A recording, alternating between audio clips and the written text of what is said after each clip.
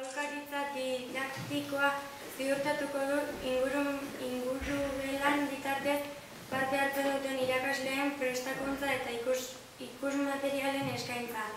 Diru lagunak eskainiko ditu ikastetxeentzako urteroko deialdien bitartez eta udalekin edo mankomunitateekin sinatu beharreko hitzarmen bidez.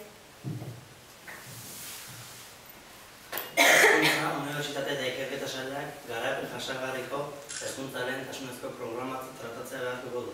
Horretarako, irakasleen laneko esparrua eta ordutegi eskolako agenda bat programaren koordinazio eta berrikuntza eskakizunetara egokitzeko bidea eman du.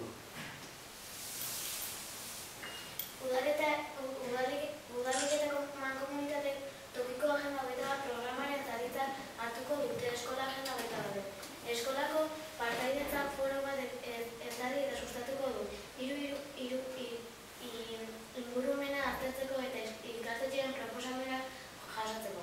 Kanpoko aholkarintzaren eta laguntza espresaren bitartez proposamenei erantzuna eta ikastetxeei lagunduko diete. Ikastetxeek eskolako agenda hogeita programaren proiektua lantzeko eta kurrikulum eta hezkuntza proiektuetan beharre hartuta, haren filosofia eta metodologiari jarraituz adierazteko konpromisoa hartuko dute. Ikastetxeko ingurumen batzordeak eratu eta proiektuaren arduraduna izango dute.